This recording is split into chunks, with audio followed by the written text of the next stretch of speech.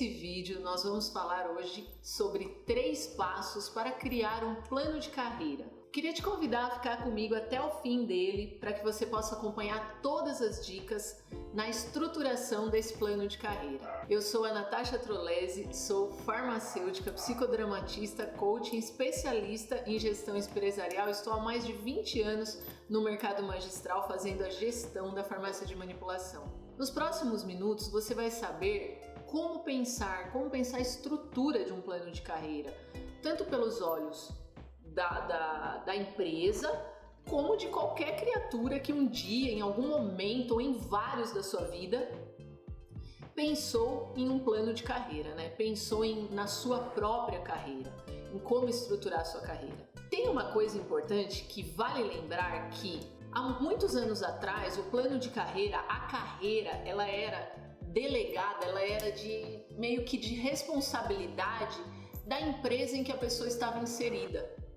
Isso era uma realidade, era uma coisa que estava ali recorrente na vida da maioria dos brasileiros.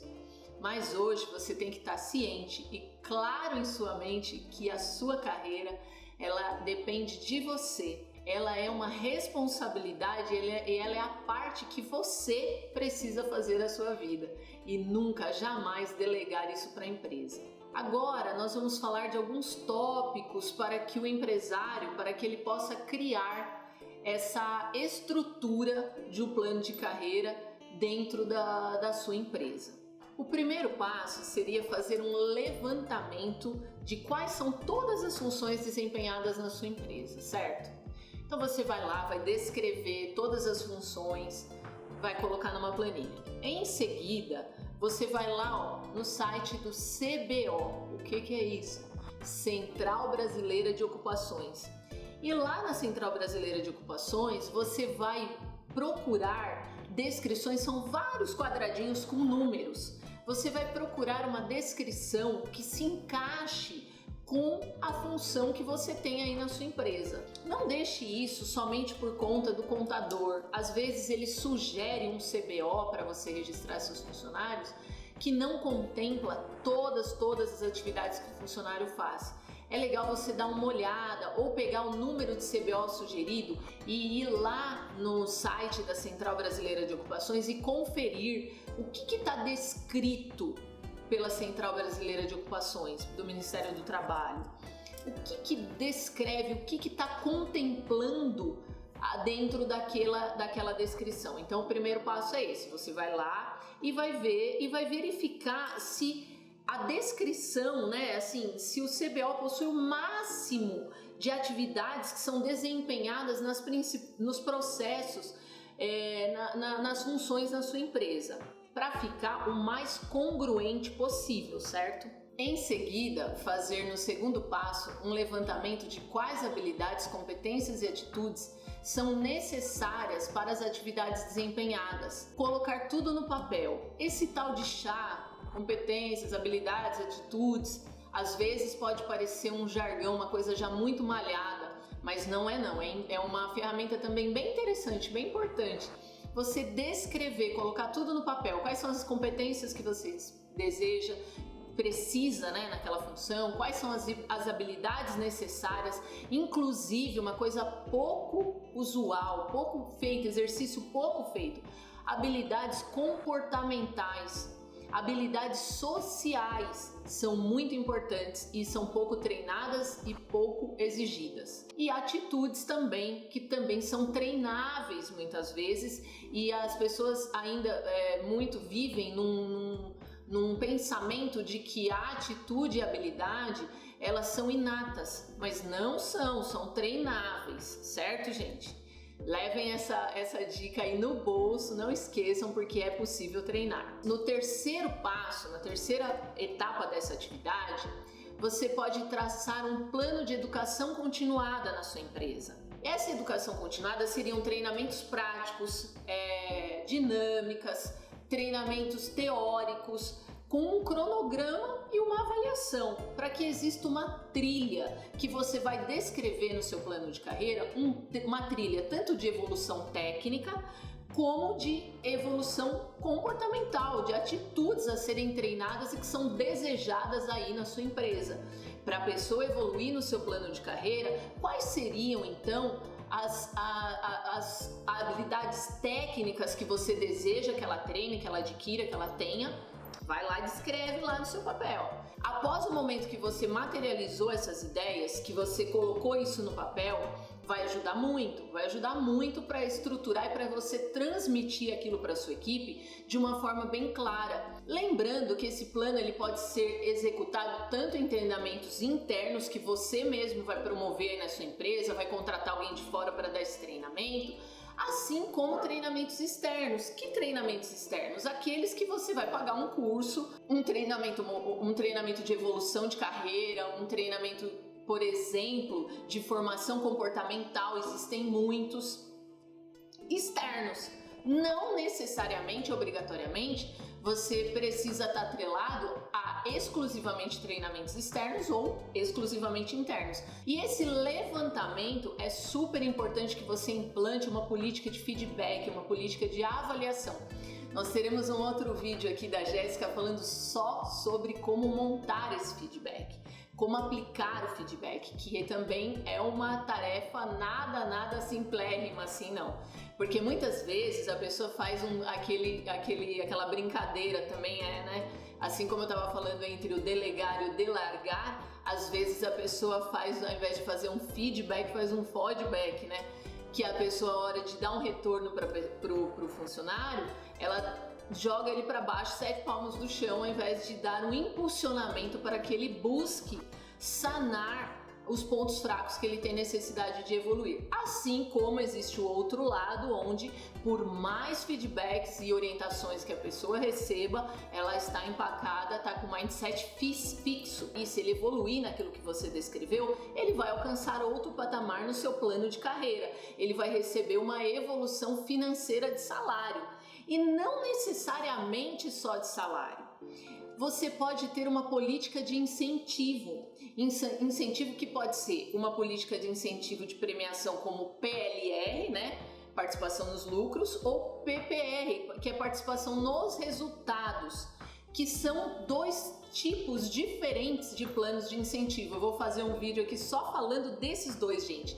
É super importante. Várias pessoas me perguntaram e conversaram comigo sobre como é que a gente faz para premiar o funcionário lá da encapsulação? Como que eu faço para premiar? Porque o vendedor é muito óbvio, objetivo, todo o mercado trabalha dessa maneira.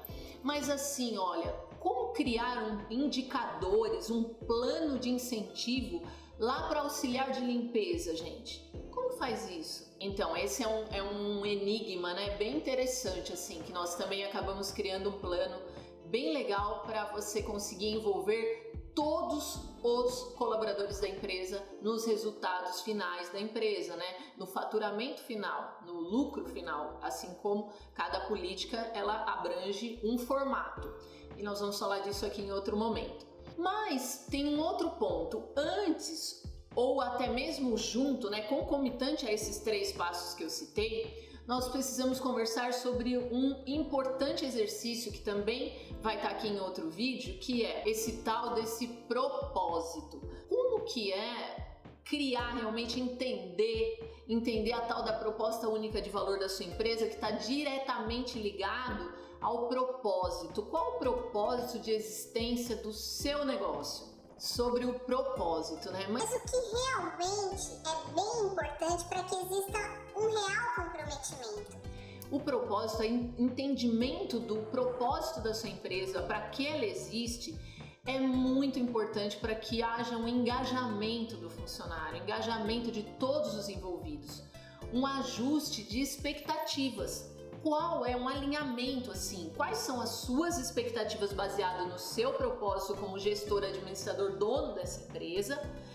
E também os parceiros dessa empresa, sejam eles os funcionários, sejam eles os fornecedores, sejam eles todos os outros diretores ou investidores.